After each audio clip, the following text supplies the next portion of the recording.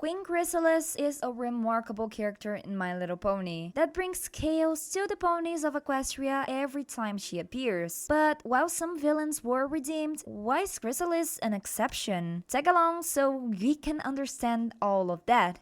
Hey beautiful people, I'm Julie and I think most of you guys know Chrysalis, right? She is the Changelin's queen, a metaphor that appears for the first time at the end of season 2 as Princess Cadence to hypnotize Shining Armor, raid Canterlot, and conquer Equestria. She is also the main antagonist of season 6, besides joining forces with Lord Tyrek and Cozy Glow in season 9. Before we dive into the reasons for why she never had a redemption arc at the end of the series, it's important to know a little bit more about her past. In the 5th issue of My Little Pony Friendship is Magic, it's revealed that Chrysalis was born from a carnivorous plant that feed off insects and bones in a magical lake. That explains her name origin that comes from Chrysalis, the insect transformation stage to transition to adult life. This reference reflects both in her appearance and in her powers, and in her realm as well, which is a hive. Have you noticed that?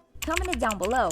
I would love to hear from you guys. Sometime later after she was born, Chrysalis conquered the cities of Timbuktu and Trot, but was defeated by Princess Celestia and imprisoned in a volcano. But she and the changelings escape by tricking a dragon into freeing them. Chrysalis' nature gives her a bad evil temper, but as with all changelings, she could also go through a transformation and find out her good side, if she accepts this. When she appears for the first time in A Canterlot Wedding Part 2, Chrysalis explains how the changelings survive. They transform into those who are loved and feed from the love that the people feel towards them, like parasites. This makes them a heck of a dangerous species, since they can infiltrate without being discovered and manipulate other feelings. And as queen, Chrysalis takes this to another level. She didn't just want to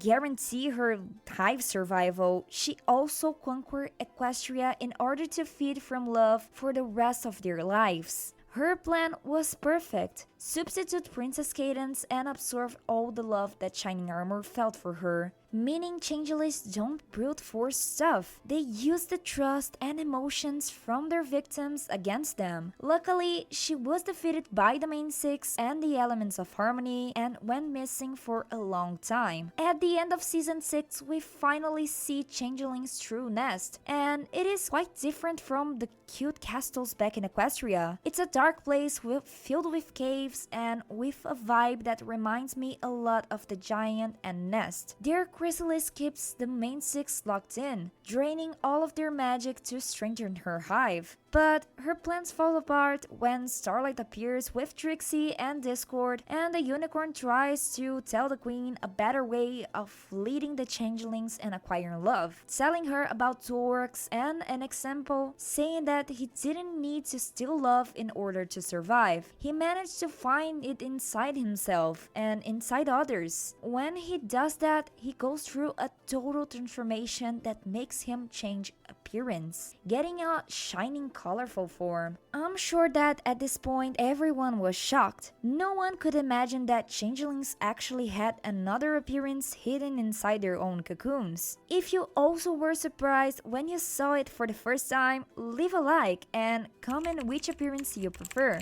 the old one or the new one after the transformation. What about Chrysalis? Well, she refused this transformation. All the control she had over the hive disappeared in instants, and we can see that this messed with her head. Starlight tries to help her to be a better leader for her hive and reach out her hooves for friendship, but instead of taking this chance, she rather run away completely in shock and swore to take revenge against Starlight. This moment is a turning point to the character. From this point onward, she is no longer a queen with an army, but someone alone and desperate to regain what she lost. We can even say that at this point point, she starts to lose sanity because her hatred and revengeful spirit are the only things that keep her going. After running away at the end of Season 6, Chrysalis returned to the main 6 in Season 8, disguised as a photographer, and takes all of the main 6 photos and steal a hair strand from each one of them. Using these ingredients, Chrysalis managed to create artificial clones of the main 6 to control the elements of harmony and make a new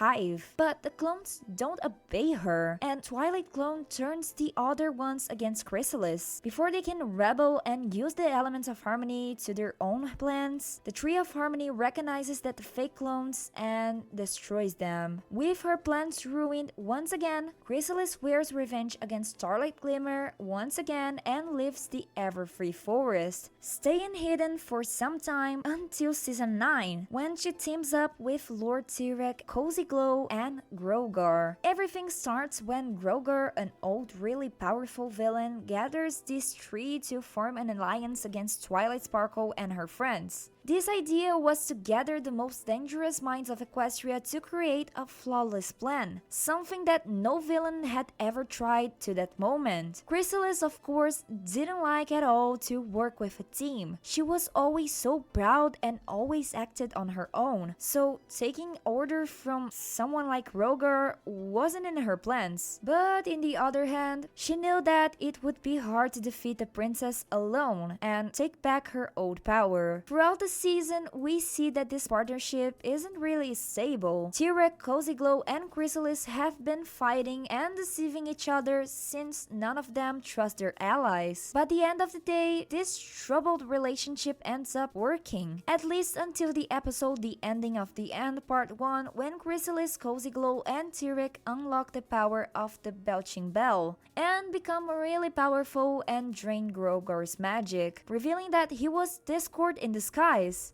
What made them really furious? Chrysalis fights, defeats and captures Starlight Glimmer, and she, Cozy, and Tyrek defeat Twilight's friends while the Alicorn escapes. In Part 2, Chrysalis and her partners imprison Twilight's friend and celebrate their victory, but they don't come to an agreement on what to do with their magic that they've stolen. After the rest of the main 6 escape from the Wendigos appear as a result of the mistrust they've created among themselves. Chrysalis and the other villains face the main 6 and an army of their allies in a big final battle. Chrysalis has her power drained and she and her partners are turned into stone for their crimes. Even while she is being turned into stone, Chrysalis tried to attack one last time, showing that she didn't regret what she has done even in her last moments. That makes me think maybe Chrysalis could have never changed. Or did she just not want to? And if she didn't want to, was it because she was too proud to? Or did she fear what this change would do to her? Chrysalis lost everything she had and didn't accept help from no one and a shot of redemption, although she had more than one opportunity for it. The changelings did change and learn their value of love and friendship, so maybe their old queen would also be able to learn and forgive. Tell me your opinion in the comments so we can discuss more about that. Thank you a lot for watching this video till here, and hasta la vista.